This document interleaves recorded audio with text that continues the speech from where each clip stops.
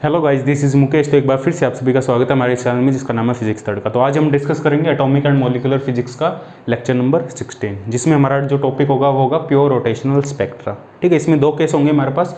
Linear diatomic molecule के लिए हम प्योर रोटेशनल स्पेक्ट्रा देखेंगे और इसका यूज़ करके हम सिमेट्रिक टॉप, ठीक है, जो सिमेट्रिक टॉप हमारे पास मॉलिक्यूल है इसके बारे में डिस्कस करेंगे हम। लीनियर मॉलिक्यूल क्या है, सिमेट्रिक टॉप क्या है, स्फेरिकल टॉप क्या है, सिमेट्रिक टॉप क्या है। ठीक है, मॉलिक्यूल के टाइप है on the basis of moment of inertia, principal axis of moment of inertia. ठीक है, इसको डिस्कस करते हैं हम। ठीक है, तो इन टॉपिक के बारे में हम डिस्कस करेंगे, इसका स्पेक्ट्रा हम डिस्कस करेंगे। लीनियर जो डायटोमिक मॉलिक्यूल है इसमें दो केस होंगे, रिजिड और नॉन रिजिड।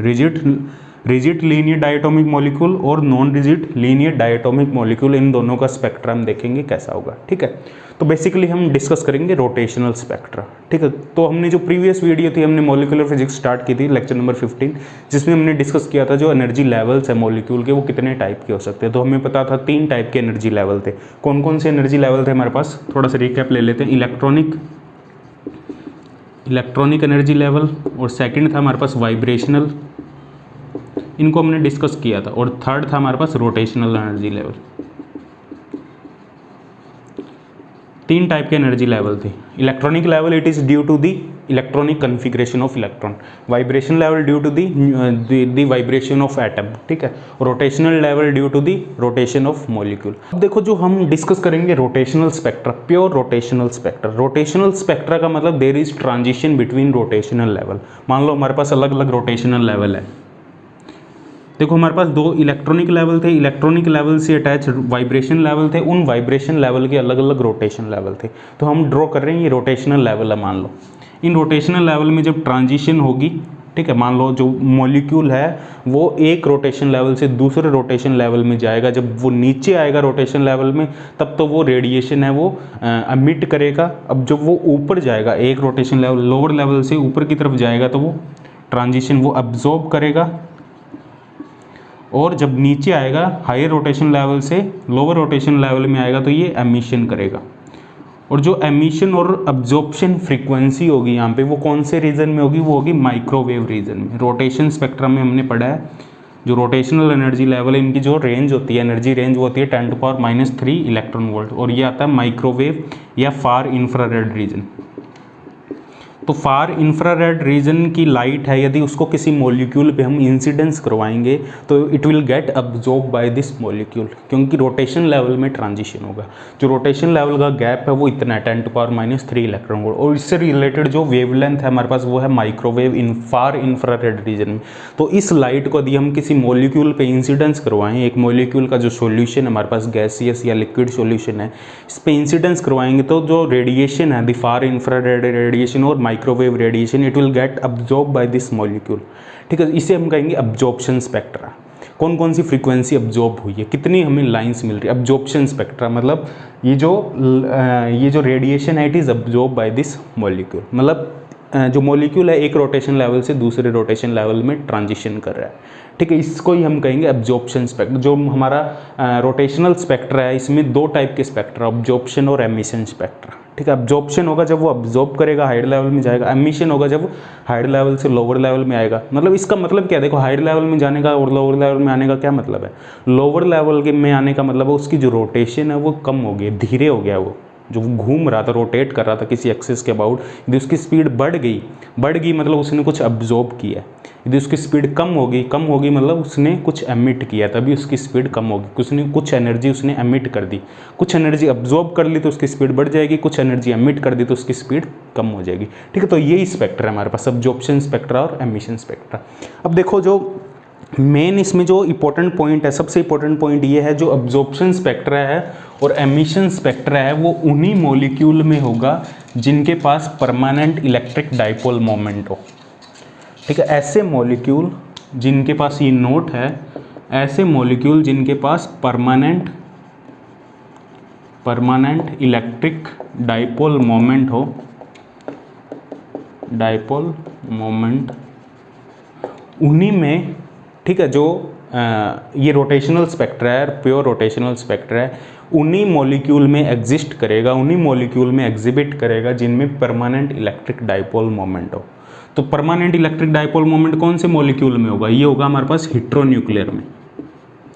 हेट्रोन्यूक्लियर जो मॉलिक्यूल है इनमें परमानेंट इलेक्ट्रिक डाइपोल मोमेंट होगा, क्योंकि इनमें दोनों एटम अलग अलग होंगे, एक पॉजिटिव होगा एक नेगेटिव होगा, ठीक है। लेकिन जो हमारे पास होमोन्यूक्लियर है उनका जो परमानेंट इलेक्ट्रिक डाइपोल मोमेंट होगा, उसमें H2 ले लेते हैं, N2 ले लेते हैं, O2 ले लेते हैं, इनका जो परमानेंट इलेक्ट्रिक डाइपोल मोमेंट होगा उसको P से लिख देते हैं। इनका permanent electric dipole moment zero होगा, इसका permanent electric dipole moment non zero होगा।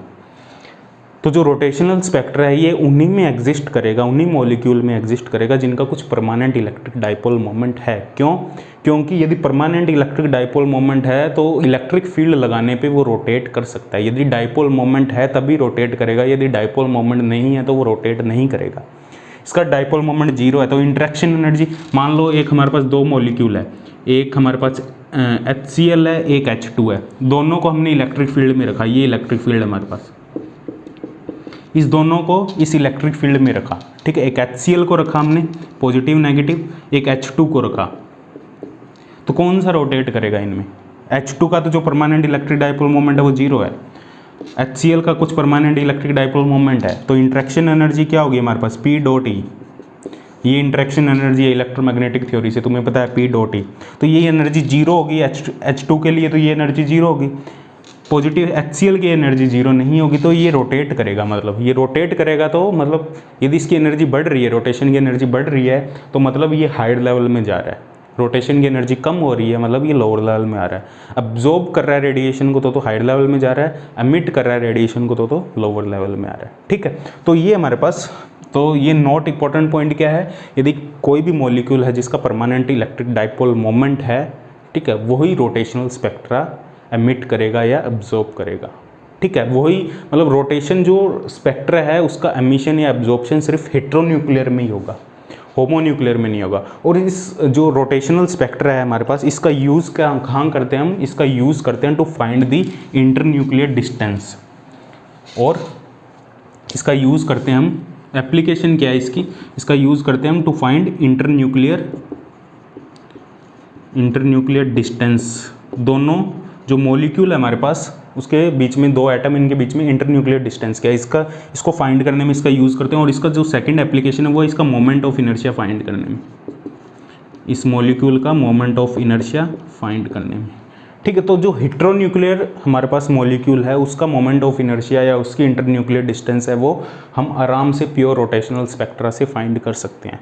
लेकिन जो होमोन्यूक्लियर हमारे पास मॉलिक्यूल है इसकी रोटेशनल स्पेक्ट्रा से इंटरन्यूक्लियर डिस्टेंस और मोमेंट ऑफ इनर्शिया हम फाइंड नहीं कर सकते। तो इसको हम फाइंड करते हैं इलेक्ट्रॉनिक स्पेक्ट्रा से, इलेक्ट्रॉनिक से या वाइब्रेशन से, इलेक्ट्रॉनिक स्पेक्ट्रा से या वाइब्रेशन स्पेक्ट्रा से या रमन स्पेक्ट्रोस्कोपी से। रमन स्पेक्ट्रोस्कोपी, जब हम रमन स्पेक्ट्रोस्कोपी डिस्कस करेंगे, अब देखो ये जो होमोन्यूक्लियर रोटेशनल रमन स्पेक्ट्रोस्कोपी से इसका हम इंटरन्यूक्लियर डिस्टेंस वगैरह फाइंड करते हैं। रोटेशनल रमन स्पेक्ट्रोस्कोपी, वहाँ होमोन्यूक्लियर जो मॉलिक्यूल है उनमें रमन रोटेशनल स्पेक्ट्रोस्कोपी भी होती है, ठीक है। ये जब हम रमन स्पेक्ट्रोस्कोपी के बारे में डिस्कस करेंगे तब तुम्हें पता लगेगा रोटेशनल जो स्पेक्ट्रा है वो भी एमिट होते हैं होमोन्यूक्लियर की वजह से, और हेट्रोन्यूक्लियर में तो होता ही होता है, होमोन्यूक्लियर में भी रमन स्पेक्ट्रोस्कोपी रोटेशनल होती है। अब ये रमन रोटेशनल स्पेक्ट्रोस्कोपी है क्या, इसके बारे में हम जब रमन स्पेक्ट्रा पढ़ेंगे तब हम डिस्कस करेंगे, ठीक है। तो अभी इस पर ध्यान देने की जरूरत नहीं है तुम्हें, बस तुम्हें याद इतना रखना है जो प्योर रोटेशनल स्पेक्ट्रा, इससे हम सिर्फ हेट्रोन्यूक्लियर मॉलिक्यूल है उनकी ही इंटर एटॉमिक जो इंटरन्यूक्लियर डिस्टेंस है वो फाइंड कर सकते हैं और इसका मोमेंट ऑफ इनर्शिया फाइंड कर सकते हैं। We can not find the internuclear distance and the moment of inertia of this homonuclear from the pure rotational spectra, ठीक है। प्योर रोटेशनल स्पेक्ट्रा से हम फाइंड नहीं। देखो जो मॉलिक्यूल है इसका जो रोटेशन है वो बहुत ज़्यादा कॉम्प्लेक्स है। हम अब देखते हैं हम जो मॉलिक्यूल है, अब देखो हम मॉलिक्यूल को डिवाइड करेंगे तीन पार्ट में on the basis of moment of inertia, principal moment of inertia, ठीक है। Division of molecule on the basis of principal moment of inertia. अब ये क्या होता है, अब देखो क्या करेंगे हम इसमें, प्रिंसिपल मोमेंट ऑफ इनर्शिया। अब देखो जो कोई भी मॉलिक्यूल है, कोई 3 डायमेंशनल मॉलिक्यूल है हमारे पास, 3 डायमेंशनल में कोई भी हो सकता है हमारे पास, ये ले लो हमारे पास CHHF, ठीक है। मेथिल फ्लोराइड है हमारे पास, मेथिल फ्लोराइड है, ठीक है, CH3F, ठीक है, CH3F मेथिल फ्लोराइड, ये हमने कोई मॉलिक्यूल ले लिया, ठीक है। अब इसकी जो 3 डायमेंशनल रोटेशन है बहुत ही ज़्यादा कॉम्प्लेक्स है, ठीक है। कौन सी इसकी जो 3 डायमेंशन तुम रोटेशन देखोगे अलग अलग एंगल से, बहुत ही ज़्यादा कॉम्प्लेक्स दिखेगी। तो इसको हम थोड़ा सिंप्लीफाई करते हैं। इसकी जो रोटेशन, इसको हम 3 कंपोनेंट में डिवाइड करते हैं, 3 रोटेशनल कंपोनेंट में डिवाइड करते हैं। 3 रोटेशनल एक्सिस होगी इसकी, ठीक है। वो जो तीनों एक्सिस होगी it will pass from the centre of gravity, centre of gravity से पास करेगी। सेंटर ऑफ ग्रेविटी तुम्हें पता होगा, ऐसा पॉइंट जहाँ पे जो कंप्लीट उसका वेट है वो उस पॉइंट पे हो, कंप्लीट मॉलिक्यूल का जो वेट है जिस पॉइंट पे है उस पॉइंट को कहेंगे हम सेंटर ऑफ ग्रेविटी। हम सेंटर ऑफ मास की बात नहीं कर रहे, सेंटर ऑफ ग्रेविटी की बात कर रहे हैं, मतलब कंप्लीट वेट एक ही पॉइंट पे एग्जिस्ट होगा। सेंटर ऑफ मास में होता है कंप्लीट मास, यहाँ हम बात कर रहे हैं कंप्लीट वेट की। कंप्लीट वेट है वो किसी एक सिंगल पॉइंट पे, वो सेंटर ऑफ ग्रेविटी। तो यहाँ पे इसको हम 3 हमारे पास एक्सिस होगी, 3 परपेंडिकुलर एक्सिस होगी जिन्हें हम रोटेशनल एक्सिस कहेंगे, परपेंडिकुलर, जो रोटेशनल एक्सिस होगी और जो सेंटर ऑफ ग्रेविटी से पास करेगी, ठीक है। इन्हें हम कहेंगे प्रिंसिपल एक्सिस, ठीक है। इन्हें हम कहेंगे principal rotational axis. 3 principal rotational axis होगी, ठीक है। 3 प्रिंसिपल रोटेशनल एक्सिस, और ये तीनों है वो सेंटर ऑफ ग्रेविटी से पास करेगी, तीनों आपस में म्यूचुअली परपेंडिकुलर होगी, ठीक है। 3 परपेंडिकुलर रोटेशनल एक्सिस है, तो यहाँ पे 3 प्रिंसिपल मोमेंट ऑफ इनर्शिया होंगे। There are 3 principal moment of inertia, ठीक है। तो क्या किया हमने, देखो जो 3 डायमेंशनल मॉलिक्यूल की स्ट्रक्चर है, जो रोटेशन है वो काफ़ी कॉम्प्लेक्स है, उसको अलग अलग एंगल से देखेंगे तो काफ़ी कॉम्प्लेक्स रोटेशन दिखेगा हमें। तो उसको हमने 3 पार्ट्स में डिवाइड कर दिया, 3 एक्सिस में डिवाइड कर दिया जिन्हें प्रिंसिपल एक्सिस कहेंगे। और ये तीनों प्रिंसिपल एक्सिस आपस में परपेंडिकुलर होगी और सेंटर ऑफ ग्रेविटी से पास करेगी। सेंटर ऑफ ग्रेविटी ऐसा पॉइंट जहाँ पे हम मान सकते हैं उसका कंप्लीट वेट एग्जिस्ट करता है, तो तीनों एक्सिस इससे पास करेगी, ठीक है। अब तो 3 प्रिंसिपल एक्सिस है, तो तीनों प्रिंसिपल एक्सिस के अबाउट 3 यहाँ पे मोमेंट ऑफ इनर्शिया होंगे। इसके 3 प्रिंसिपल मोमेंट ऑफ इनर्शिया होंगे हमारे पास इस मॉलिक्यूल के, किसी भी 3 डायमेंशनल मॉलिक्यूल के या 2 डायमेंशनल मॉलिक्यूल के 3 प्रिंसिपल मोमेंट ऑफ इनर्शिया होंगे। अब in principle moment of inertia के बेसिस पे जो मॉलिक्यूल है उसको 3 कैटेगरी में डिवाइड किया गया है। 3 कैटेगरी। पहला है हमारे पास लीनियर मॉलिक्यूल, दूसरा है हमारे पास सिमेट्रिक टॉप, इस पे आते हैं, सभी को एक एक करके डिस्कस करते हैं। Symmetric top. थर्ड है हमारे पास एसिमेट्रिक टॉप, ठीक है। ये 3 टाइप के हमारे पास मॉलिक्यूल है on the basis of principal moment of inertia, ठीक है। 3 प्रिंसिपल मोमेंट ऑफ इनर्शिया हमारे पास, ठीक है। उनको हम रिप्रेजेंट करते हैं IA, IB और IC से, ठीक है। तीनों प्रिंसिपल मोमेंट ऑफ इनर्शिया को हम रिप्रेजेंट करते हैं IA, IB और IC से। इनके बेसिस पे हमारे पास मॉलिक्यूल है, उनकी 3 कैटेगरी है, लीनियर, सिमेट्रिक टॉप और एसिमेट्रिक टॉप। अब लीनियर मॉलिक्यूल क्या है, इनको देखो जल्दी से डिस्कस करते हैं। इनको लीनियर मॉलिक्यूल क्या है हमारे पास, इस पर ज़्यादा टाइम नहीं लगाएंगे हम। लीनियर मॉलिक्यूल में जो मॉलिक्यूल है वो सिंपल एक एक्सिस के अबाउट होगा, उसमें 2 भी एटम हो सकते हैं, 3 भी एटम हो सकते हैं। जैसे हम एग्जाम्पल ले लेते हैं, HCl ले लेते हैं, ठीक है। HCl ले लो या CO2 ले लो, ठीक है। ये एग्जाम्पल है, ये लीनियर मॉलिक्यूल है। इसकी 3 परपेंडिकुलर एक्सिस होगी, एक ये एक्सिस होगी, ठीक है, और एक इस प्लेन में होगी, एक इसके परपेंडिकुलर होगी। इसको IA मान लेते हैं, इसको IB मान लेते हैं, इसको IC मान लेते हैं। ये A एक्सिस है प्रिंसिपल एक्सिस, ये परपेंडिकुलर इस प्लेन के परपेंडिकुलर B एक्सिस, ये C एक्सिस है। अब इसमें जो मोमेंट ऑफ इनर्शिया होगा IB = IC होगा, ठीक है। IB = IC इसका मोमेंट ऑफ इनर्शिया होगा, B एक्सिस के अबाउट और C एक्सिस के about principal moment of inertia, और जो IA होगा वो यहाँ पे 0 होगा। तो ये हमारे पास लीनियर मॉलिक्यूल होगा, ठीक है। लीनियर मॉलिक्यूल में क्या होगा, जो 2 principal moment of inertia same होंगे, थर्ड 0 होगा। 0 कौन सा होगा, जो इसकी एक्सिस, जो इसकी जो इंटरन्यूक्लियर डिस्टेंस है उससे पास करेगा, ठीक है। उस एक्सिस से जो पास करेगा उसके अबाउट जो मोमेंट ऑफ इनर्शिया होगा वो 0 होगा, और उसकी जो परपेंडिकुलर एक्सिस के अबाउट मोमेंट ऑफ इनर्शिया वो दोनों सेम होंगे। तो ये हमारे पास लीनियर मॉलिक्यूल। लीनियर मॉलिक्यूल क्या condition, IB = IC, IA 0। Second kind है हमारे पास सिमेट्रिक टॉप। सेकेंड है हमारे पास सिमेट्रिक टॉप। सिमेट्रिक टॉप में क्या होगा, देखो सिमेट्रिक टॉप ये एक 3 डायमेंशन होगा, ये लीनियर नहीं होगा, ये 3 डायमेंशन में होगा। इसका एग्जांपल हमने लिया था, जैसे मेथिल फ्लोराइड, इसका एग्जांपल ले लो CHHF। ये मेथिल फ्लोराइड है। इसमें भी 3 एक्सिस होगी, ठीक है। एक एक्सिस ये होगी हमारे पास, ए एक्सिस कह देते हैं इसके about principal moment of inertia, I A होगा। एक एक्सिस ये होगी हमारे पास, एक एक्सिस ये वाली होगी, ठीक है, आई ए, आई बी, ये वाली आई बी होगी, ये वाली आई सी होगी। इसमें भी क्या होगा, जो आई बी इक्वल टू तो आई सी होगा, आई B equal to I C होगा, लेकिन आई ए जीरो नहीं होगा। सिमेट्रिक टॉप में और लीनियर में क्या डिफरेंस है, यहाँ आई ए जीरो नहीं होगा और आई B equal to I C होगा, ठीक है। तो इसे हम कहेंगे सिमेट्रिक टॉप मॉलिक्यूल, ठीक है। अब इसमें भी 2 टाइप के होंगे, सिमेट्रिक जो टॉप है ये भी हमारे पास 2 टाइप के होंगे। कौन कौन से टाइप के होंगे, एक होगा प्रोलेट, एक होगा ओबलेट। अब देखो प्रोलेट और ओबलेट कौन कौन से होंगे।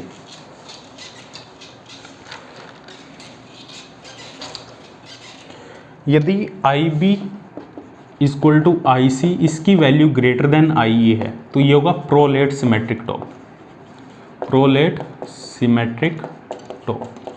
और यदि I B equal to I C, इसकी value less than I A है, तो ये होगा oblate, oblate symmetric top. Oblate symmetric top का एक एग्जांपल ले लेते हैं, जैसे C L C L C L, ठीक है। इसमें क्या होगा, ये हमारे पास है आई ए, ठीक है, ये होगा हमारे पास आई ए। अब एक एक्सिस ये होगी हमारे पास, एक परपेंडिकुलर एक्सिस होगी, ठीक है, ये आई बी मान लो, एक इसके परपेंडिकुलर होगी जो आई सी होगी हमारे पास। आई बी और आई सी के अबाउट जो मोमेंट ऑफ इनर्शिया है वो आई ए के अबाउट जो moment of inertia, it is the double of I B और आई सी, ठीक है। ये याद रखना तुम्हें, जो इसको थोड़ा विजुलाइज करो, इसको विजुलाइज करोगे तो तुम्हें पता लग जाएगा। देखो ये एक प्लेन में है, ये एक प्लेन में B C L C L C L, इसके अबाउट जो मोमेंट ऑफ इनर्शिया वो आई ए है, इसके about moment of inertia I B है, और इसके about moment of inertia I C है, ठीक है। इस एक्सिस के अबाउट देखो, ये एक्सिस है तो जो कंप्लीट मॉलिक्यूल है वो ऐसे रोटेट कर रहा है, ठीक है, ऐसे इस टाइप से।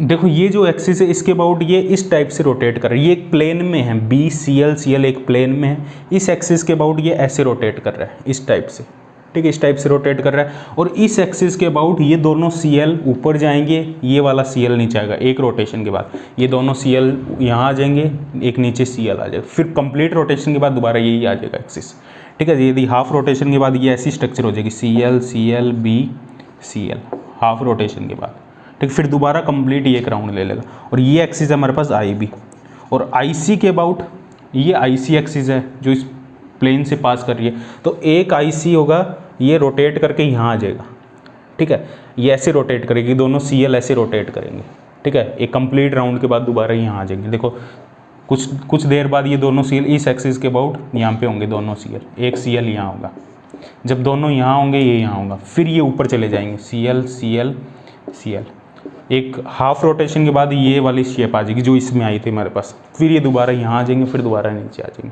तो I B equal to I C होगा, और आई ए की वैल्यू होगी it is 2 times I B into I C, तो ये होगा हमारे पास ओबलेट सिमेट्रिक टॉप, ठीक है। और हमारे पास जो थर्ड काइंड ऑफ हमारे पास जो molecule on the basis of principal moment of inertia, वो है हमारे पास एसिमेट्रिक टॉप। एसिमेट्रिक टॉप में क्या होगा, जो तीनों एक्सिस है हमारे पास, एसिमेट्रिक टॉप, एसिमेट्रिक टॉप में क्या होगा हमारे पास, जो तीनों एक्सिस है, तीनों जो मोमेंट ऑफ इनर्शिया है, प्रिंसिपल मोमेंट ऑफ इनर्शिया, वो नॉन इक्वल होंगे, तीनों ही इक्वल नहीं होंगे। इसका केस है H2O, एक एक्सिस ये होगी हमारे पास, एक एक्सिस ये होगी, एक एक्सिस ये होगी, तीनों के अबाउट जो प्रिंसिपल मोमेंट ऑफ इनर्शिया वो अलग अलग होगी। इसको विजुलाइज करके देखना, ए एक्सिस के अबाउट ऑक्सीजन दोनों रोटेट कर रहे हैं, नीचे वाले हाइड्रोजन फिक्स है, बी एक्सिस के अबाउट दोनों ऑक्सीजन ऊपर चलेंगे, और सी एक्सिस के अबाउट दोनों ऑक्सीजन ऐसे रोटेट कर रहे हैं, ठीक है। इसका जो कंप्लीट मोमेंट ऑफ इनर्शिया होगा, प्रिंसिपल मोमेंट ऑफ इनर्शिया होंगे तीनों एक्सिस के अबाउट, वो अनइक्वल होंगे, ये होगा हमारे पास एसिमेट्रिक टॉप। तो हम यहाँ पे जो रोटेशनल स्पेक्ट्रा है वो 2 का ही देखेंगे, लीनियर का और सिमेट्रिक टॉप का। एसिमेट्रिक पे नहीं जाएंगे क्योंकि बहुत ही ज़्यादा कॉम्प्लेक्स हो जाएगा, और तुम्हें एग्जाम में भी पूछा नहीं जाता, एग्जाम में बेसिकली लीनियर से ही पूछा जाता है, कई बार सिमेट्रिक टॉप से भी पूछ लिया जाता है, लेकिन तुम्हें पता होना चाहिए सिमेट्रिक टॉप क्या है, एसिमेट्रिक क्या है, और तुम्हें लीनियर मॉलिक्यूल क्या है, इनके on the basis of principal moment of inertia, इनके बारे में तुम्हें पता होना चाहिए, ठीक है। एसिमेट्रिक टॉप है, इसका एग्जाम्पल एक तो H2 हो गया हमारे पास, एक एग्जाम्पल है इसका CHHCl, एक ही एग्जाम्पल हो सकता है, इसको लिखेंगे हम CH2CHCl, ठीक है, CH2CHCl, ठीक है। ये भी एग्जांपल हो सकता है इसकी, एक ये एक्सिस होगी, एक ये एक्सिस होगी, एक ये एक्सिस होगी, तीनों के अबाउट जो मोमेंट ऑफ इनर्शिया होगा, जिसमें तीनों के about principal moment of inertia अलग अलग होगा, वो एसिमेट्रिक टॉप होगा। जिनमें दो में सेम होगा, एक अलग होगा और नॉट इक्वल टू जीरो होगा, वो सिमेट्रिक होगा। जिसमें एक जीरो होगा, दो सेम होंगे, वो लीनियर होगा। तो अब डिस्कस करते हैं हम लीनियर डायटोमिक मॉलिक्यूल। कोई डायटोमिक मॉलिक्यूल ले लेते हैं, लीनियर होगा वो, ठीक है, जिसका एक एक्सिस के about moment of inertia zero है, बाकी दो के अबाउट इक्वल है, ठीक है। उसका हम रोटेशनल स्पेक्ट्रम देखते हैं, उसकी एनर्जी देखते हैं और उसके रोटेशनल स्पेक्ट्रम को हम ड्रॉ करते हैं, ठीक है। उसमें भी दो केस हमारे पास, रिजिड और नॉन रिजिड। नॉन रिजिड में वो वाइब्रेट भी कर सकता है, रिजिड में वो फिक्स है, उसकी जो इंटरन्यूक्लियर डिस्टेंस है रिजिड में वो फिक्स होगी और नॉन रिजिड में वो वाइब्रेट कर सकता है। तो अब डिस्कस करते हैं हम लीनियर डायटोमिक मॉलिक्यूल, ठीक है। इसका जो रोटेशनल स्पेक्ट्रा है, प्योर रोटेशनल स्पेक्ट्रा, वो कैसा होगा, हमें फाइंड करना है प्योर रोटेशनल स्पेक्ट्रा। इसकी एनर्जी लेवल्स कैसे होंगे, इनकी एनर्जी का गैप क्या होगा, ठीक है। इसकी फ्रीक्वेंसी क्या होगी, जो ऑब्जॉर्प्शन और एमिशन में जो फ्रीक्वेंसी है रोटेशनल स्पेक्ट्रा की, वो फ्रीक्वेंसी कैसे होगी, इसके बारे में हम डिस्कस करेंगे। तो हम पहले बात करते हैं rigid linear diatomic molecule. Rigid, इसको रिजिड रोटेटर भी कहते हैं, रोटेट कर रहा है, और रिजिड रोटेटर है, मतलब जो इंटरन्यूक्लियर डिस्टेंस है वो फिक्स है। नॉन रिजिड की बात में बात करेंगे, ठीक है। अब देखो इसमें मान लो दो हमारे पास डायटोमिक मॉलिक्यूल है, एक का मास m1 है, एक का मास m2, और इनके जो बीच की डिस्टेंस है वो r0 है, इंटरन्यूक्लियर डिस्टेंस है, r ले लो या r0 ले लो, ठीक है। अब इसकी सेंटर ऑफ ग्रेविटी मान लो ये है, m1 की जो वैल्यू है वो m2 से ज़्यादा है, तो इसकी जो सेंटर ऑफ ग्रेविटी है वो इस पॉइंट पे होगी, m1 के पास में होगी, ठीक है। इस एक्सिस के अबाउट ये रोटेट कर रहा है, मान लो इस एक्सिस के अबाउट ये रोटेट कर रहा है इस टाइप से, इस एक्सिस के अबाउट, ठीक है। ये डिस्टेंस r1 मान लो, ये डिस्टेंस r2 मान लो, ठीक है। तो हम कह सकते हैं from the centre of gravity m1 r1 equal to m2 r2, ये हमारे पास इक्वेशन होगी। और जो टोटल आर है it is r1 plus r2, तो यहाँ से r2 क्या आएगा हमारे पास r माइनस r1, तो यहाँ से m1 r1 क्या आएगा हमारे पास m1 r1 equal to m2 r minus r1, ठीक है। तो यहाँ से r1 क्या आ जाएगा हमारे पास m2 r m1 plus m2, ये हमारे पास आ जाएगा r1 आ जाएगा m2 r m1 plus m2। ऐसे ही हमारे पास r2 आ जाएगा, r2 आ जाएगा हमारे पास m1 r m1 plus m2।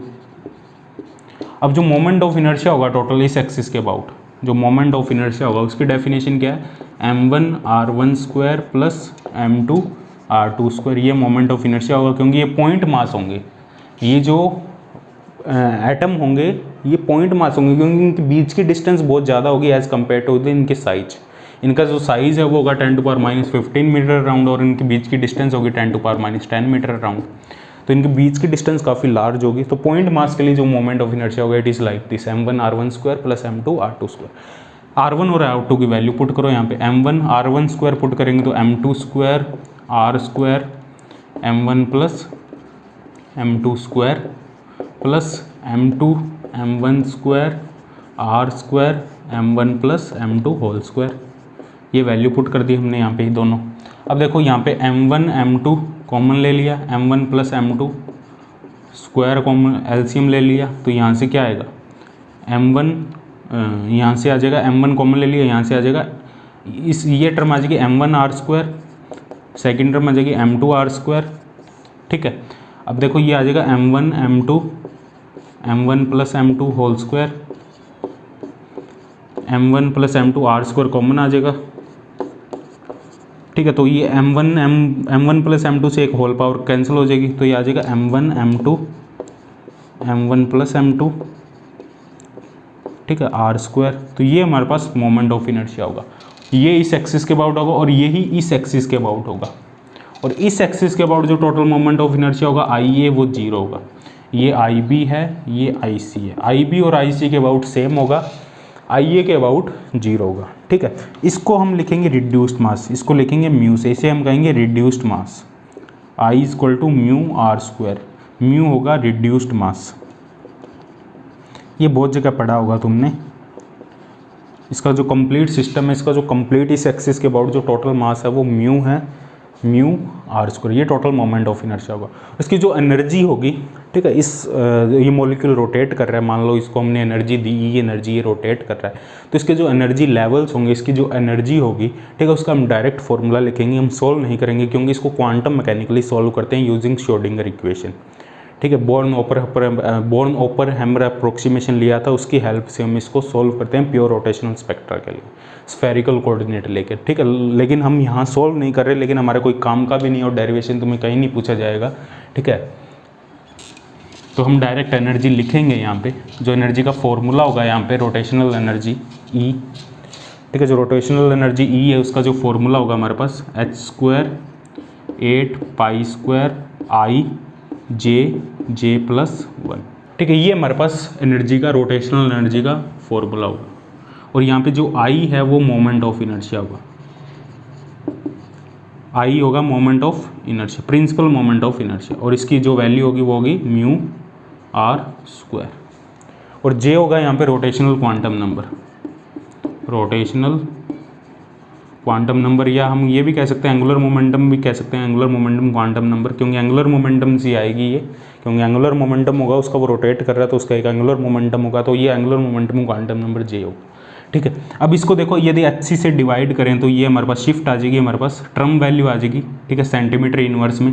इसको लिख देंगे FJ से, ठीक है। FJ से लिख दिया हमने रोटेशन के लिए, FJ E/HC टर्म शिफ्ट, ठीक है, कितनी शिफ्ट है, ठीक है। तो उसको सेंटीमीटर इनवर्स में हमने कैलकुलेट कर लेंगे इसको, h² 8π² I HC J+1, तो ये आ जाएगा, H से H कैंसिल हो जाएगा, 8π² I C J+1, ठीक है। और ये जो टर्म है, इस टर्म को हम मान लेंगे BJ रोटेशनल कांस्टेंट, तो ये FJ आ जाएगा हमारे पास BJ J+1, B होगा यहाँ पे रोटेशनल कांस्टेंट, रोटेशनल कांस्टेंट। और ये जो रोटेशनल कांस्टेंट ये डिपेंड कर रहा है moment of inertia, moment of inertia मतलब रिड्यूस्ड मास पे और इंटरमोलिकुलर डिस्टेंस पे। इसकी हेल्प से ही हम इंटरमोलिकुलर डिस्टेंस को फाइंड करते हैं, इस मोमेंट ऑफ इनर्शिया की हेल्प से ही, इस B की हेल्प से ही, B में मोमेंट ऑफ इनर्शिया आ रहा है, इसकी हेल्प से ही हम इंटरमोलिकुलर डिस्टेंस को फाइंड करते हैं। ये लेवल्स है, ये लेवल्स है सेंटीमीटर इनवर्स में, ये है इलेक्ट्रॉन वोल्ट में, ठीक है। ये लेवल्स इलेक्ट्रॉन वोल्ट में, ये सेंटीमीटर इनवर्स में। ये रोटेशन लेवल्स है हमारे पास, जो J पे डिपेंड कर रहे हैं। उसकी फ्रीक्वेंसी क्या होगी, फ्रीक्वेंसी देखो, हमें पता है रोटेशन जो एनर्जी है वो होती है ½I ω², रोटेशनल एनर्जी होती है ½ I ω², तो ω² क्या होगा 2E/I, 2E/I, तो 2E है हमारा, E है हमारे पास ये, तो h² 4π² I × I² एक नीचे I है, तो J+1, ये फ्रीक्वेंसी का स्क्वायर आ जाएगा, रोटेशनल फ्रीक्वेंसी, ठीक है। ये होगी रोटेशनल फ्रीक्वेंसी। तो रोटेशनल फ्रीक्वेंसी क्या आएगी हमारे पास, देखो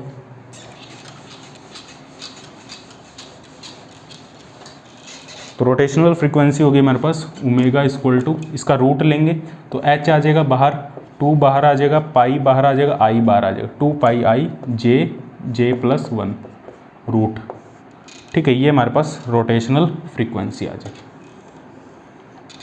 ठीक है। और ये हमारे पास टर्म शिफ्ट होगी FJ = BJ J+1, और जो J की वैल्यू होगी वो होगी 0 1 2 3, ठीक है। ये J की वैल्यू होगी हमारे पास, पॉसिबल वैल्यू, ठीक है। तो इसके एनर्जी लेवल कैसे ड्रॉ करेंगे, J = 0 के लिए जो एनर्जी लेवल आएगा वो आएगा 0, J = 1 के लिए हमारे पास FJ आएगा, F1 आएगा हमारे पास 2B, J = 3 के लिए हमारे पास आएगा J = 1 के लिए आएगा हमारे पास 2B, J = 2 के लिए आएगा हमारे पास 2 + 1 3 × 2 6B, फिर आएगा हमारे पास 12B 3 के लिए, 4 3 12 12B, फिर हमारे पास क्या आएगा J = 3 के लिए, ये J = 4 के लिए क्या आएगा 20B, ठीक है। ये हमारे पास लेवल्स होंगे। हम इनको ड्रॉ कैसे करेंगे, देखो ये रोटेशनल लेवल है हमारे पास सेंटीमीटर इनवर्स में, ठीक है। इनको ड्रॉ करते हैं, इसको नोट कर लो, ठीक है, इसको पॉज करके नोट कर लो, इनको हम लेवल्स को ड्रॉ करते हैं।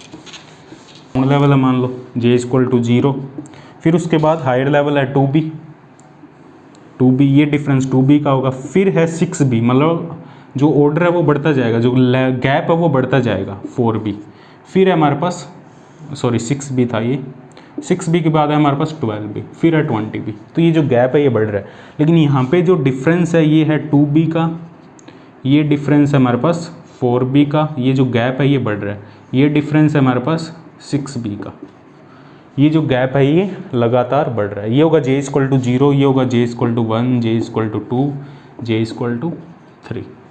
ठीक है, ये हमारे पास रोटेशनल लेवल्स होंगे लीनियर रिजिड रोटेटर के लिए, लीनियर डायटोमिक रिजिड रोटेटर के लिए। रोटेशनल लेवल फॉर लीनियर, ये याद रखना, लीनियर रिजिड डायटोमिक मॉलिक्यूल या रोटेटर। ठीक है, ये लेवल्स होंगे हमारे पास। अब इन लेवल में ट्रांजिशन होगी। ठीक है, ये पॉसिबल लेवल्स है। अब जब मॉलिक्यूल रोटेट करेगा उसको हम उस मॉलिक्यूल से जब हम इंफ्रारेड, फार इंफ्रारेड या माइक्रोवेव रेडिएशन को पास करेंगे तो वो मॉलिक्यूल उस रेडिएशन को अब्जॉर्ब कर लेगा और लोअर लेवल से हायर लेवल में चला जाएगा। ठीक है, तो जो अब्जॉर्प्शन स्पेक्ट्रा हमारा कैसा होगा, या जब हायर लेवल से लोअर लेवल में आएगा तो जो रेडिएशन एमिट करेगा तो हमारा जो एमिशन स्पेक्ट्रा है वो किस टाइप का होगा। तो जो अब्जॉर्प्शन स्पेक्ट्रा है वो कैसा होगा, एक तो यहाँ से यहाँ जा सकता है, यहाँ से यहाँ जा सकता है, यहाँ से यहाँ जा सकता है। तो इसके जो सिलेक्शन रूल है ट्रांजिशन के, सिलेक्शन रूल ऑफ ट्रांजिशन, जो डाइपोल ट्रांजिशन है ये सिलेक्शन रूल ऑफ ट्रांजिशन, वो होंगे हमारे पास डेल्टा J ±1। ये याद रखना, सिलेक्शन रूल होगा जो एक लेवल से दूसरे लेवल में ट्रांजिशन कर रहा है ये, क्योंकि इसको हम एनर्जी दे रहे हैं, एक इंफ्रारेड रेडिएशन या माइक्रोवेव रेडिएशन पास कर रहे हैं इससे, तो it will absorb this radiation, this microwave radiation and transfer to the higher level. The selection rule for this transition is given as delta J ±1 from the quantum mechanics. ठीक है, इसको याद रखना। तो मान लो हायर लेवल में चला गया, हायर लेवल को हम मान लेते हैं, मान लो एक हमारे पास लेवल है J, मान लो एक हायर लेवल है हमारे पास J' और लोअर लेवल है J'। हायर लेवल है J', लोअर लेवल है J'। वो J'' में था, अब चला गया हायर लेवल J' में। ठीक है, तो लोअर लेवल की एनर्जी थी हमारे पास Fj'', वो क्या थी हमारे पास Bj'', J''+1। ये एनर्जी थी लोअर लेवल की, Bj'', J''+1। हायर लेवल की एनर्जी क्या है हमारे पास Bj', J'+1। ये हायर लेवल की एनर्जी है। इनका जो डिफरेंस होगा सेंटीमीटर इनवर्स में होगा, वो डिफरेंस वो फ्रीक्वेंसी की, वो जो हमारी टर्म शिफ्ट होगी म्यू, ठीक है, रोटेशनल लेवल के लिए म्यू, वो होगी Fj' Fj'। तो ये क्या होगा, beta J', J'+1 Bj', J'+1। अब सिलेक्शन रूल है ±1, तो मान लो जो J' है इट इज़ J'+1। ठीक है, J'' मान लो 0 लेवल है तो J' 1 होगा, J'' मान लो 2 है तो J' 3 होगा, या कम हो सकता है या ज़्यादा हो सकता है। ±1 है सिलेक्शन रूल। यदि J' की वैल्यू J'' से ज़्यादा है तो सिलेक्शन रूल होगा हमारे पास डेल्टा J = +1, J' J'' 1। ठीक है, ये मान लो J' हायर लेवल लिया हमने, तो J' की वैल्यू J'' से कम है, तो इट इज़ J' = J'' +1। तो इसकी वैल्यू यहाँ पुट करेंगे, J' की वैल्यू यहाँ पुट करेंगे, Bj''+1 J''+2 आ जाएगा ये, माइनस Bj'', J''+1। ये लोअर लेवल है, J'' लोअर लेवल को रिप्रेजेंट कर रहा है, J' हायर लेवल को रिप्रेजेंट कर रहा है। अब इसको कॉमन लो, B कॉमन लो, J''+1 कॉमन लो, तो ये आएगा J''+2 माइनस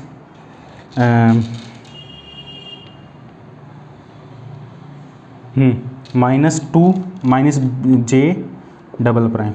ठीक है, तो J'' से J'' कैंसिल हो जाएगा, तो ये आ जाएगा 2Bj''+1 और J'' है lower J, lower value of J। तो हमारे पास जो शिफ्ट आएगी डेल्टा Fj लिख सकते हैं इसको हम, डेल्टा Fj, जो ट्रांजिशन एक लेवल से दूसरे लेवल में जो ट्रांजिशन से जो हमें लाइन मिलेगी वो आएगी 2Bj+1, और जो J है यहाँ पे ये लोअर J को रिप्रेजेंट कर रहा है, lower value of J, lower value of J।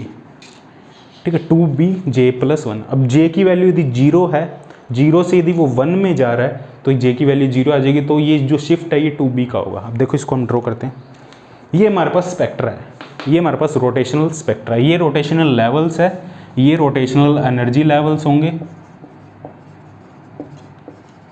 और ये रोटेशनल स्पेक्ट्रा है। स्पेक्ट्रा का मतलब जो ट्रांजिशन से लाइंस मिल रही है हमें, ये स्पेक्ट्रा है। एक लेवल से दूसरे लेवल में ट्रांजिशन को ही हम स्पेक्ट्रम कहते हैं। इसको हम स्पेक्ट्रम नहीं कहेंगे, इसकी ये एनर्जी लेवल्स है हमारे। अब एक एनर्जी लेवल से दूसरे एनर्जी लेवल में जो ट्रांजिशन हो रहा है वो स्पेक्ट्रम होगा। तो ये स्पेक्ट्रम है हमारे पास 2BJ+1, ठीक है। तो अब स्पेक्ट्रम को ड्रॉ करते हैं हम। देखो ये नोट कर लेना पॉज करके। तो स्पेक्ट्रम कैसे ड्रॉ करेंगे? स्पेक्ट्रम में जे की वैल्यू यदि 0 से 1 में ट्रांजिशन है तो लोअर लेवल लेंगे, जे = 0 तो आएगा 2B। अब जे 1 से 2 में है तो क्या आएगा 4B। 1 से 2 में तो J1 लेंगे तो ये आएगा 4B। जे 2 से 3 में है, 2 से 3 में ट्रांजिशन है तो 6B, ठीक है। तो लाइन्स का आगे पहले आएगी हमारे पास 2B, ये 2B वाली लाइन होगी, फिर 4B वाली लाइन होगी, फिर 6B वाली लाइन होगी, फिर 8B वाली लाइन होगी, फिर 10B वाली लाइन होगी। तो इनमें जो स्पेक्ट्रम है, इनमें जो गैप होगा ये 2B का गैप होगा, 2B।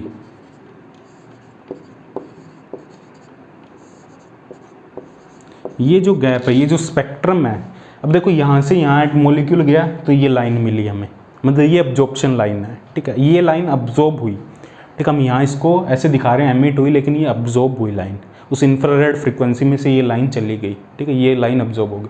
अब मॉलिक्यूल यहाँ से यहाँ गया तो ये लाइन आएगी, यहाँ से यहाँ गया तो ये लाइन आएगी, ठीक है। तो इनमें जो गैप होगा, इन लाइन्स में जो गैप होगा वो सेम होगा 2B, सभी में सेम गैप होगा। इन सभी लाइन में जो गैप होगा वो सेम होगा, और कितना होगा हमारे पास 2B का, ठीक है। देखो जो एक्सपेरिमेंटली क्या होगा, एक्सपेरिमेंटली हमें ये लाइंस मिलेगी, एक्सपेरिमेंट में हमें ये लाइंस मिलेगी। इन लाइंस के बीच का गैप हम निकाल लेंगे 2B, और B हमें पता है क्या है, B की वैल्यू है h/8π²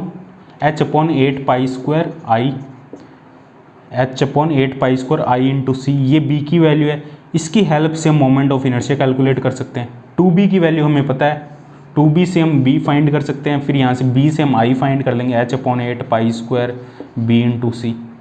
I से हम इंटरन्यूक्लियर डिस्टेंस फाइंड कर लेंगे, μr², यदि हमें रिड्यूस्ड मास के बारे में इंफॉर्मेशन है, मॉलिक्यूल के बारे में इंफॉर्मेशन है, ठीक है। यदि हमें डिस्टेंस पता है तो हम रिड्यूस्ड मास फाइंड कर सकते हैं, ठीक है। रिड्यूस्ड मास से हम जो एटम, जो न्यू मॉलिक्यूल है उसके जो कॉन्स्टिट्यूएंट पार्टिकल है, जो कॉन्स्टिट्यूएंट एटम है, उनका मास हम फाइंड कर सकते हैं, ठीक है। तो इसकी हेल्प से हम फाइंड करेंगे, और ये जो गैप है ये सेम रहेगा, ठीक है। तो इस टाइप से इन लेवल्स को हमें ड्रॉ करना है, ठीक है। अब हम डिस्कस करते हैं नॉन रिजिड रोटेटर, ठीक है। नॉन रिजिड जो अभी हमने डिस्कस किया है रिजिड रोटेटर, उसमें जो एनर्जी लेवल थे हमारे पास वो हमने देखे। जो रोटेशनल स्पेक्ट्रा था हमारे पास, प्योर रोटेशनल स्पेक्ट्रा था, उसमें जो लेवल्स का जो गैप था, ठीक है, एनर्जी लेवल का गैप अलग अलग था। ये एनर्जी लेवल थे हमारे पास, ठीक है, ये अलग अलग एनर्जी लेवल थे। ये हमारे पास 2B था, नीचे वाला 0 था, 0, 2B, 6B, 12B, ठीक है। ये एनर्जी लेवल का गैप था, ठीक है। और जो रोटेशनल स्पेक्ट्रा था हमारे पास, उसका जो गैप था वो सेम था रिजिड रोटेटर में। अब क्या हम बात करते हैं नॉन रिजिड रोटेटर की। नॉन रिजिड रोटेटर मतलब जो दो एटम के बीच की जो डिस्टेंस है इट इज़ चेंजिंग, ठीक है। ये वाइब्रेट कर सकता है, ये जो इंटरन्यूक्लियर डिस्टेंस है R, ठीक है, internuclear distance it can change, ठीक है। मतलब ये वाइब्रेट कर सकता है, वाइब्रेट करने के साथ साथ ये रोटेट कर रहा है, ठीक है। नॉन रिजिड है मतलब ये वाइब्रेट भी कर सकता है और रोटेट कर रहा है, मतलब ये डिस्टेंस फिक्स नहीं है यहाँ पे। अब देखो ये जो वाइब्रेशन है ये रोटेशन की वजह से हो रही है, सन ये अलग से वाइब्रेट कर रहा है, ये वाइब्रेशनल स्पेक्ट्रा की बात नहीं कर रहे हम। अब रोटेशन की वजह से उसकी जो डिस्टेंस है सेंट्रीफ्यूगल फोर्स की वजह से, जैसे ये रोटेट करेगा तो इस पर एक सेंट्रीफ्यूगल फोर्स लगेगा बाहर की तरफ, जो डिस्टेंस है वो चेंज होगी। तो जो रोटेशनल एनर्जी है, इसकी जो रोटेशनल एनर्जी है वो चेंज हो जाएगी, रोटेशनल एनर्जी चेंज हो जाएगी, रोटेशनल एनर्जी कुछ कम हो जाएगी, रोटेशनल एनर्जी कम हो जाएगी तो ये लेवल का जो गैप है वो कम हो जाएगा। देखो इसके बारे में कैसे पता लगा, क्योंकि इन एक्सपेरिमेंटली जो गैप है वो सेम नहीं मिलता है हमें। एक्सपेरिमेंटली देखा जाए जो ये गैप है स्पेक्ट्रम में 2B ये सेम मिल रहा है हमें प्योर रोटेशन में, लेकिन एक्चुअल में कोई भी प्योर रोटेशन नहीं होती है, एक्चुअल में वहाँ वाइब्रेशन भी होता है। तो जो गैप है वो कांस्टेंट नहीं मिलता, इसको ध्यान में रखते हुए माना गया वो जो रोटेटर है वो नॉन रिजिड है, ठीक है। इट कैन वाइब्रेट, ठीक है, वाइल रोटेटिंग, जब वो रोटेट कर रहा है तो वो वाइब्रेट भी करेगा ड्यू टू सेंट्रीफ्यूगल फोर्स, क्योंकि एक बाहर की तरफ फोर्स लग रहा है उस पर, ठीक है। तो वो वाइब्रेट भी करेगा, ठीक है। तो उसकी वाइब्रेशन की फ्रीक्वेंसी की। अब इसकी जो रोटेशनल एनर्जी होगी इन टर्म शिफ्ट में हम बात करें तो पहले थी हमारे पास 2BJ+1, sorry B J plus one, ये थी हमारे पास एनर्जी पहले, ठीक है। ये जो एनर्जी लेवल्स थे ये था हमारे पास बी जे प्लस वन, ठीक है। अब इसमें एक टर्म और ऐड आ जाएगी D J square J plus one whole square, extra term add हो जाएगी। यहाँ पे जो डी होगा ये होगा हमारे पास सेंट्रीफ्यूगल डिस्टॉर्शन कोफिशिएंट,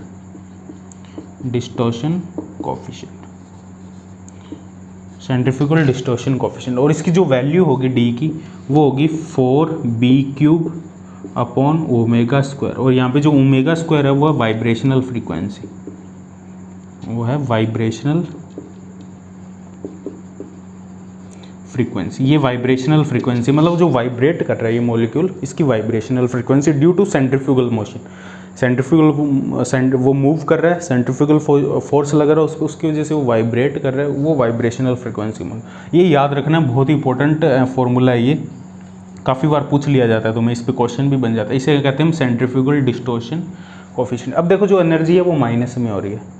अब ये जो जैसे जैसे हायर लेवल पे जा रही है जो गैप है ये कम होता जाएगा। अब देखो फर्स्ट लेवल ही देख लो यहाँ पे, यदि हम फर्स्ट लेवल की ही बात करें, देखो फर्स्ट लेवल कैसे ड्रॉ होगा, जे इक्वल टू जीरो की हम बात कर रहे हैं, फर्स्ट लेवल की जे इक्वल टू जीरो, तो ये तो जीरो ही रहेगा। और जे इक्वल टू यदि वन की बात करें हम, जे इक्वल टू वन पे ये क्या आएगा, जे इक्वल टू वन के लिए जो एफ जे आएगा हमारे पास वो पहले टू बी आ रहा था, ये टर्म आ रही थी टू बी, इसके साथ साथ एक और टर्म आएगी जे इक्वल टू वन के लिए ये आएगा 4d, 2b माइनस 4d। तो ये जो लेवल है ये थोड़ा सा नीचे चला जाएगा 4d। अब ये गैप होगा इसमें, ये होगा 2b माइनस 4d। अब जीरो लेवल से ये गैप होगा इसका, थोड़ा सा नीचे चला जाएगा 4d। अब जो d की वैल्यू है वो b से बहुत कम होगी, d की वैल्यू सेंट्रीफ्यूगल डिस्टॉर्शन कोफिशिएंट की वैल्यू b से बहुत कम होगी, इसलिए थोड़ा सा नीचे शिफ्ट होगा। अब देखो जो j इक्वल टू 2 के लिए 6b आना चाहिए था, j इक्वल टू 2 के लिए 6b माइनस ये आएगा, यहाँ पे j की वैल्यू 2 रखो, 4 j की वैल्यू यदि 2 रखेंगे यहाँ पे हम j इक्वल टू 2 तो ये आएगा 4 इंटू 3 की स्क्वायर, 3 स्क्वायर 9 36d, 36d ये हमारे पास ये लेवल होगा। तो ये 6b से 36d नीचे चला जाएगा, ये होगा हमारे पास 36d, ठीक है। तो इससे 36d नीचे चला जाएगा। तो ये जो गैप है ये गैप अब चेंज हो जाएगा। ये गैप पहले कितना था 4b, ये जो गैप था पहले 4b था, अब ये गैप कितना होगा देखो 6b minus 36d minus 2b plus 4d, तो कितना आएगा ये 6b minus 2b 4b minus 36d 4d 32d। तो ये गैप होगा। अब देखो पहले गैप था 4b, अब गैप है 4b माइनस 32d, ठीक है। अब ये गैप है वो कम हो जाएगा।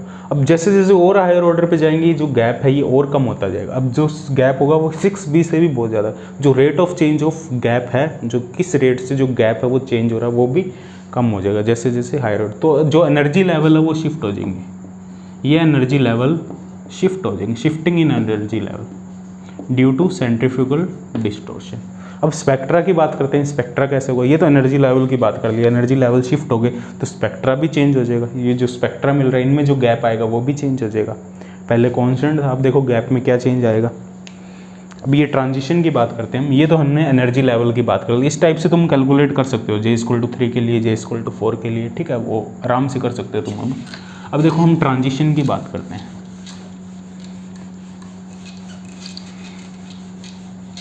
ट्रांजिशन कैसा होगा, इसको दोबारा लिख देता हूँ मैं।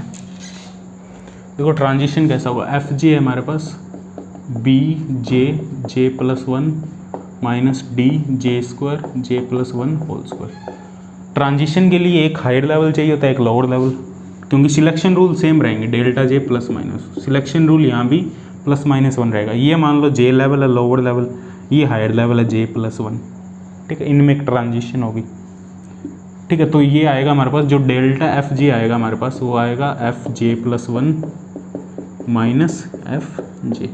तो ये क्या आएगा हमारे पास B J plus 1 J plus 2 minus D J plus 1 whole square J plus 2 whole square minus B J plus 1 minus minus minus था कंप्लीट, माइनस था तो माइनस माइनस प्लस हो जाएगा, ये plus D J square J plus one whole square. अब देखो इन दोनों का जो डिफरेंस है वो तो हमने पहले ही कैलकुलेट किया था प्योर रोटेशन में। ये जो डिफरेंस था ये था हमारे पास 2b जे प्लस वन। इन दोनों का जो डिफरेंस है वो तो हमें पता है, ये 2b जे प्लस वन, जे लोअर वाला है यहाँ पे, ठीक है। अब माइनस डी कॉमन ले लिया हमने, माइनस कॉमन ले लिया, तो ये आएगा J plus one whole square J plus two square minus J square J plus one whole square. अब देखो ये क्या आ जाएगा, 2b J plus one minus J plus one whole square common ले लिया, J plus one whole square common ले लिया, यहाँ बचा J plus two whole square minus J square. तो ये क्या आ जाएगा, 2b J plus one minus D J plus one whole square, इसको ओपन करो, J square plus 2j 4j plus 4 minus J square से जे स्क्वायर कैंसिल हो जाएगा। तो ये आएगा हमारे पास 2b J plus one minus D J plus one whole square, ठीक है। ये आएगा 4j प्लस 4 कॉमन आ जाएगा, जे प्लस वन, तो जे प्लस वन का होल स्क्वायर, तो जे प्लस वन की cube, 2b J plus one 4d J plus one cube. तो ये हमारे पास स्पेक्ट्रा आएगा, रोटेशनल स्पेक्ट्रा डेल्टा एफ जे, ये रोटेशनल स्पेक्ट्रा होगा। पहले था हमारे पास सिर्फ 2b जे प्लस वन, अब आएगा 2b J plus one 4d J plus one का क्यूब। अब देखो ये गैप, ये जो लेवल्स है वो कैसे ड्रॉ होंगे। सबसे पहले वाला है हमारा, सबसे पहले j इक्वल टू जीरो के लिए, j इक्वल टू जीरो के लिए 2b है, ये है j इक्वल टू जीरो के लिए 2b। अब j इक्वल टू जीरो के लिए क्या आएगा, 2b minus 4d, 2b minus 4d। तो ये 2b है, इससे थोड़ा सा पीछे की तरफ, 2b माइनस 4d, इसको लिख लेते हैं हम 2b माइनस 4d, ठीक है, उससे थोड़ा सा पीछे हो जाएगा। अब देखो j इक्वल टू, इसको थोड़ा अलग से ड्रॉ करते हैं, इसको अलग तरीके से ड्रॉ करते हैं। इसको देखो तुम कैसे भी कर सकते हो, इसको अपना अपना तरीका है। देखो ये हमारे पास फर्स्ट लाइन थी, ये सेकंड लाइन थी, ये इक्वली स्पेस थी, जो स्पेक्ट्रा था वो इक्वली स्पेस्ड था। ये जीरो था, 0 2b 4b 6b 8b 10b, ये रोटेशनल स्पेक्ट्रा था। एनर्जी लेवल की बात नहीं कर रहे हैं, स्पेक्ट्रा जो ट्रांजिशन से आया, j इक्वल टू 0 से 1 में ट्रांजिशन हुई तो ये हमारे पास 2b आया, फिर 1 से 2 में हुई तो 4b आया, और 2 से 3 में हुई तो 6b आया, ये ट्रांजिशन से आया। अब j इक्वल टू 0 है वो थोड़ा सा नीचे शिफ्ट हो जाएगा, ठीक है। 2b है, अब जो 2b है वो थोड़ा सा नीचे शिफ्ट हो जाएगा, ठीक है। अब जो 4b वाला है j इक्वल टू 1 के लिए 4b है, 4b, अब j इक्वल टू 1 यहाँ पुट करेंगे तो 2 का क्यूब 8, तो 32d, तो ये 32d नीचे शिफ्ट हो जाएगा। जो 4b वाला है ये 32d, ये जो डिस्टेंस होगा ये होगा 32d, 32d, ये नीचे शिफ्ट हो जाएगा। तो ये हमारे पास ये पता ही है हमें, जो गैप आ रहा है देखो कितने का आ रहा है, पहले 2b का गैप था, यहाँ पे पहले 2b का गैप था, अब कितने का गैप है, ये कितना नीचे शिफ्ट हुआ j इक्वल टू 0 के लिए, ये 4d शिफ्ट हुआ, j इक्वल टू 0 के लिए 4d शिफ्ट हुआ, यहाँ 32d शिफ्ट हुआ, तो ये गैप कितना आएगा, ये गैप कितना आएगा अब हमारे पास, देखो ये आएगा अब हमारे पास 2b और 36d, ठीक है। ये गैप निकाल के देख लो, यहाँ से देखो, यहाँ से हमारे पास एक लेवल है जो j इक्वल टू 1 के लिए हमारे पास है, फॉर j इक्वल टू 1 हमारे पास जो fj1 है, डेल्टा fj1, ये हमारे पास 4b माइनस 32d, और j इक्वल टू 0 के लिए हमारे पास 2b माइनस 4d। इन दोनों को डिफरेंस लो, इन दोनों का डिफरेंस लोगे तो क्या आएगा, 4b minus 32d minus 2b plus 4d, तो ये आएगा 2b plus 2b minus 36d। तो ये गैप कितने का आ रहा है, माइनस 36d का। पहले था 2b का गैप, अब आ रहा है 2b माइनस 36d, ये वाला गैप आ रहा है। तो गैप है वो कम होता जाएगा, ठीक है। जैसे जैसे हम हायर ऑर्डर पे जाएंगे जो गैप है वो ज़्यादा कम होता जाएगा, उसका जो rate of change of gap है वो बहुत ज़्यादा कम हो जाएगा। रेट कम होने की जो दर है, वो जो कम होने की रेट है वो बहुत ज़्यादा बढ़ जाएगी जैसे जैसे हम हायर लेवल पे जाएंगे। तो ये कैलकुलेट कर सकते हो j इक्वल टू 2 के लिए, j इक्वल टू 3 के लिए, j इक्वल टू 4 के लिए, ठीक है। बहुत ईजी है, ये फॉर्मूला यूज़ करना है तुम्हें। तो ये हमारे पास रोटेशनल स्पेक्ट्रा होगा नॉन रिजिड रोटेटर के लिए। यहाँ पे जो d है वो डिस्टॉर्शन कोफिशिएंट होगा, ठीक है। तो बहुत ही ईजी है, आई होप समझ में आ गया होगा तुम्हें। ठीक है, ये हमने बात की लीनियर डायटोमिक मॉलिक्यूल था। अब हम बात करते हैं सिमेट्रिकल टॉप। ठीक है, सिमेट्रिकल टॉप क्या था हमारे पास? सिमेट्रिकल जो टॉप मॉलिक्यूल था उसमें जो प्रिंसिपल मोमेंट ऑफ इनर्शिया थे उसमें दो वैल्यू सेम थी, एक अलग थी, लेकिन नॉन जीरो थी वो। ठीक है, यहाँ जीरो थी, एक मोमेंट ऑफ इनर्शिया की वैल्यू यहाँ जीरो थी, लेकिन सिमेट्रिकल टॉप में जीरो नहीं होगी, वो नॉन जीरो होगी। तो देखो सिमेट्रिकल टॉप, इसका एक एग्जांपल लिया था हमने। ये एग्जांपल था हमारे पास, ये C3H थे हमारे पास और एक F था। ठीक है, मेथिल फ्लोराइड था हमारे पास CH3F, मेथिल फ्लोराइड। इसकी एक एक्सिस ये होगी प्रिंसिपल एक्सिस, इसको IA मान लें, इसके about moment of inertia I है। एक एक्सिस ये होगी, एक ये परपेंडिकुलर एक्सिस होगी, IB और IC। जो IB और IC है वो सेम है और IA अलग है। ठीक है, इसकी दो शेप हो सकती है, prolate oblate, depending upon the value of IA and IB IC। ठीक है, इन पे डिपेंड करेगा क्या प्रोलेट होगा या ओब्लेट होगा। अब देखो इसकी दो मोमेंट ऑफ इनर्शिया है इसके, एक तो ये है, ये दोनों सेम है इस एक्सिस के अबाउट, और एक इस एक्सिस के अबाउट है। अब देखो ये एक्सिस तो मेन एक्सिस है जिसके अबाउट ये सिमेट्रिकली डिस्ट्रीब्यूटेड है। ठीक है, ये एक्सिस ऐसी एक्सिस है जिसके अबाउट ये सिमेट्रिकली डिस्ट्रीब्यूटेड है, और ये एक्सिस है, ये IB और IC वाली जो एक्सिस है इनके अबाउट ये सिमेट्रिकली डिस्ट्रीब्यूशन नहीं है इनका। ठीक है, जो हमने डायटोमिक लीनियर डायटोमिक मॉलिक्यूल के लिए केस किया था उसमें हमने जो ये एक्सिस ली थी, ठीक है, ये इसके अबाउट सिमेट्रिकली डिस्ट्रीब्यूटेड नहीं था। यदि मास सेम होता तो सिमेट्रिकली डिस्ट्रीब्यूटेड होता, लेकिन मास अलग अलग थे तो ये सिमेट्रिकली डिस्ट्रीब्यूटेड नहीं था, ये सेंटर ऑफ ग्रेविटी से पास कर रहा था।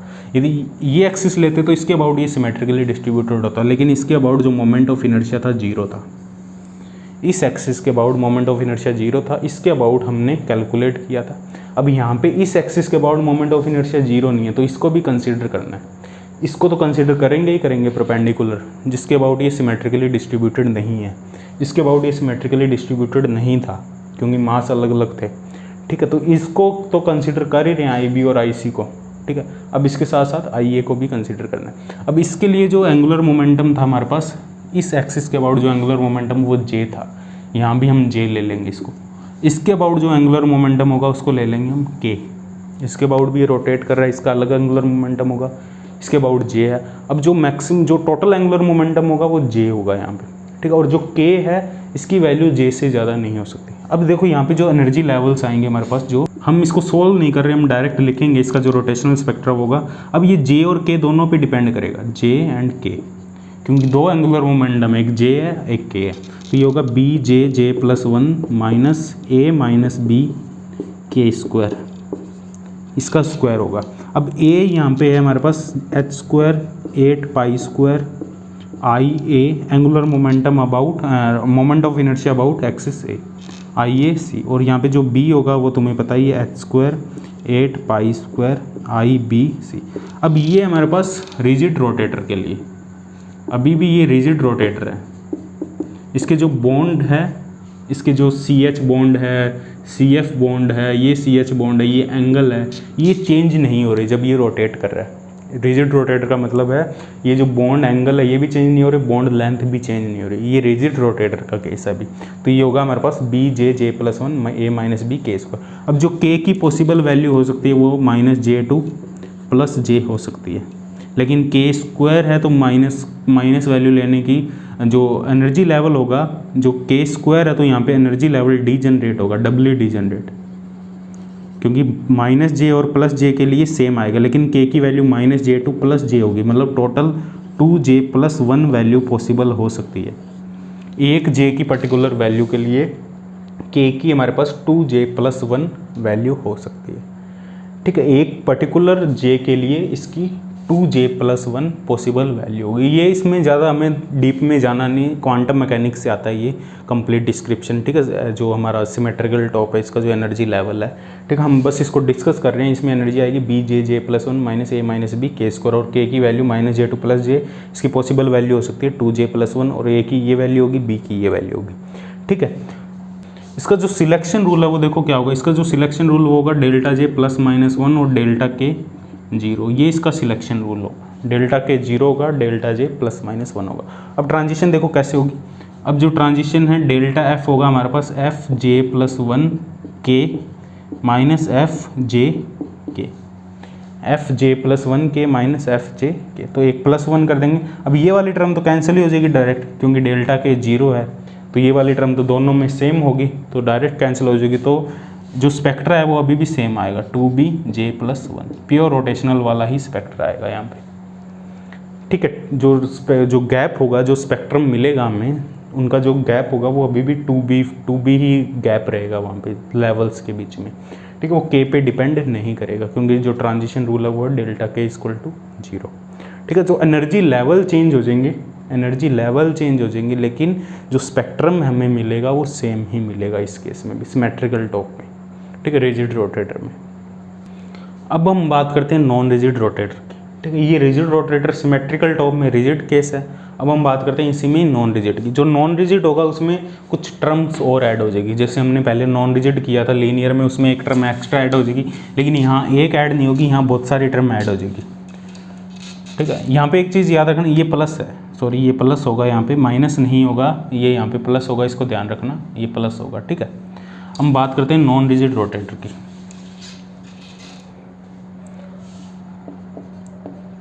इसमें से क्वेश्चन बनने के कम चांस होते हैं, जो क्वेश्चन बनते हैं वो लीनियर से ही बनते हैं, ठीक है, जो तुम्हारे नेट में, लेकिन बाई चांस पूछ लिया जाता है इनमें से। नॉन रिजिड में देखो क्या होगा, नॉन रिजिड में जो एफ जे होगा हमारे पास, वही सेम केस कर रहे हैं, एफ जे होगा हमारे पास बीटा जे, इसमें जो टर्म होगी beta J J plus one, sorry B J J plus one minus plus A minus B के स्क्वायर, इसके साथ एक्स्ट्रा टर्म आ जाएगी D J J square J plus one whole square. एक तो ये टर्म आएगी हमारे पास नॉन रिजिड में, और एक टर्म आएगी हमारे माइनस डी जे के, जे और के दोनों पे डिपेंड करेगा ये पैरामीटर, जे जे प्लस वन के स्क्वायर, और एक टर्म और आएगी यहाँ पे माइनस डी के, जो सिर्फ के पे डिपेंड करेगा, K to the power 4 centimetre inverse, ठीक है। ये हमारे पास टोटल एक्सप्रेशन होगा। इसके अलावा ये टर्म आएगी जो सिर्फ जे पे डिपेंड करेगी, ये डी जे के दोनों का फंक्शन होगा, ये सिर्फ डी के का फंक्शन होगा, ठीक है। और यहाँ पे जो डी जे के और डी के होंगे, ये हमारे पास कोफिशिएंट होंगे, ठीक है। नॉन रिजिड स्मॉल करेक्शन होगी नॉन रिजिडिटी, ठीक है, it is a small correction for non rigidity, non rigidity के लिए स्मॉल करेक्शन होगी। इसकी वैल्यू बहुत स्मॉल होगी एज़ कम्पेयर टू बी और ए के कंपैरिजन में इनकी वैल्यू बहुत ज़्यादा स्मॉल होगी। अब यहाँ पे जो स्पेक्ट्रम है वो कैसा आएगा, डेल्टा एफ जे कैसा आएगा, स्पेक्ट्रम कैसा आएगा, एक हाई लेवल लें ग्लोब लेवल, इसका तो जो गैप है वो हमें पता है B 2b J plus one आएगा, ठीक है, ये हमें पता है। इसका जे प्लस वन और जे देखो इसका जो गैप लेंगे हम, ये लेंगे हम delta F J plus one minus F जे, ये गैप लेंगे हम। तो इस टर्म के लिए तो हमारे पास 2b जे प्लस वन आएगा, हमने ये पहले भी किया है नॉन रिजिड में भी, उसमें लीनियर में भी किया है, ठीक है। 2b जे प्लस, इसका जो गैप है ये तो जीरो आ जाएगा, क्योंकि के पे तो सिलेक्शन रूल क्या है, delta J plus minus one और डेल्टा के जीरो, तो ये तो कैंसिल हो जाएगी, दोनों में सेम रहेगी ये टर्म, इसमें भी इसमें कैंसिल हो जाएगी। ये टर्म देखो, ये टर्म हमारे पास क्या आएगी, ये टर्म आएगी हमारे पास minus 4d J plus one cube, जैसे हमने non rigid linear diatomic molecule के लिए किया था, इसका जो गैप आया था 4d J plus one cube. अब ये टर्म एक्स्ट्रा है, ये टर्म ये भी जीरो हो जाएगी, क्योंकि डेल्टा के जीरो है, तो ये टर्म भी जीरो हो जाएगी, इन दोनों में से माइनस करेंगे तो ये टर्म बची है हमारे पास। अब ये टर्म क्या होगी देखो, माइनस डी जे के, ठीक है, जे प्लस वन, तो जे प्लस वन का गैप क्या आएगा, J plus one J plus to minus J plus one common लेंगे तो ये आ जाएगा जे प्लस टू माइनस जे, तो जे से जे कैंसिल हो जाएगा, 2j प्लस वन, तो ये आ जाएगा 2j प्लस वन, ठीक है। तो ये कंप्लीट टर्म आएगी हमारे पास,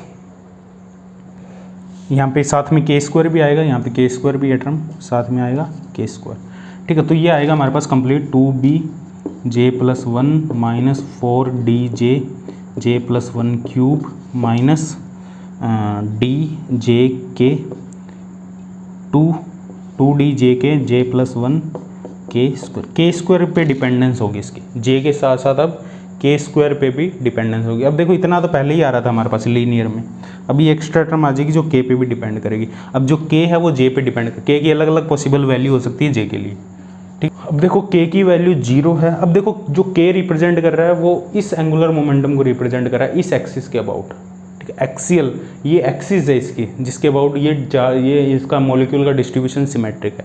इस एक्सिस के अबाउट यदि k 0 है तो इसके अबाउट जो टोटल रोटेशन है वो 0 होगा।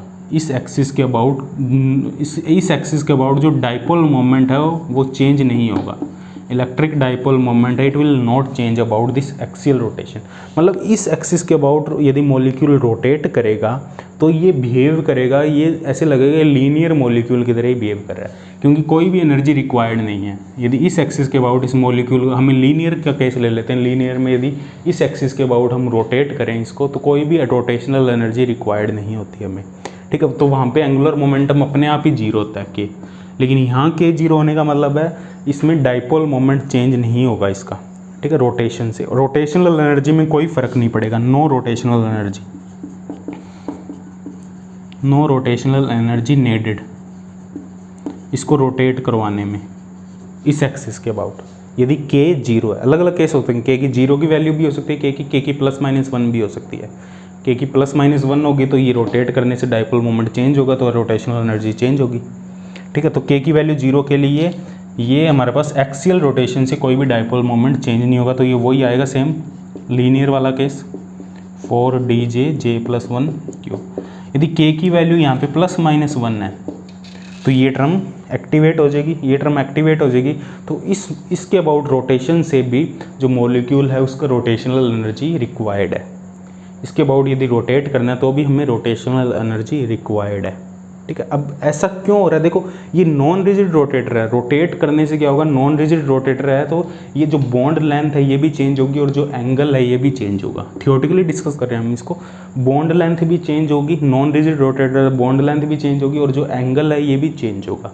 तो ये टर्म हमारे पास एक्स्ट्रा आ रही है, एक तो ये आ रही है हमारे पास एक्स्ट्रा और एक ये टर्म एक्स्ट्रा आ रही है, ठीक है। तो k = +-1 के लिए आ जाएगा हमारे पास 2b j+1 4d j+1 cube -2d j+1, ठीक है। ये एक्स्ट्रा टर्म आ जाएगी हमारे पास -2d j+1। k स्क्वायर की वैल्यू +-1 है तो k है, k स्क्वायर है तो यहाँ पे ये +1 ही होगा। तो ये हमारे पास कंप्लीट स्पेक्ट्रम आ जाएगा, रोटेशनल स्पेक्ट्रम, ठीक है, नॉन रिजिड सिमेट्रिकल टॉप के लिए। अब देखो इसके एनर्जी लेवल देखते हैं हम अलग अलग j की वैल्यू के लिए। देखो अलग अलग j की वैल्यू के हमें इसके एनर्जी लेवल देखते हैं। पहले j = 0 के लिए देखते हैं, j = 0 के लिए जो स्पेक्ट्रा है वो कैसा होगा। देखो j = 0 के लिए k की वैल्यू 0 होगी, तो k की मैक्सिमम वैल्यू j हो सकती है, k की वैल्यू हो सकती है -j से +j। तो j 0 है तो k भी 0 होगा, क्योंकि k की वैल्यू j से हाई नहीं हो सकती, k की वैल्यू हमेशा j होगी और -j to +j होगी। तो यहाँ वैल्यू पुट करेंगे तो क्या आएगा, ये j = 0 पुट करेंगे यहाँ पे तो 2b - 4d 4d 0, j की जगह 0 आ जाएगा, इस j की जगह भी 0 आ जाएगा 1 क्यूब। तो ये इस j की जगह भी हमारे पास यहाँ पे k स्क्वायर है हमारे पास, यहाँ पे k स्क्वायर, अभी k को हमने 0 नहीं लिया, यहाँ पे k स्क्वायर है, ठीक है। तो k की वैल्यू है हमारे पास 0, तो ये टर्म कंप्लीट 0 ही हो जाएगी, k की वैल्यू 0 है हमारे पास, तो ये आ जाएगा हमारे पास ΔF0। अब j की वैल्यू 1 के लिए क्या आएगा, j = 1 के लिए ΔF1। अब देखो इसके लिए k की वैल्यू j = 1 के लिए k की वैल्यू 0 भी हो सकती है +-1 भी हो सकती है।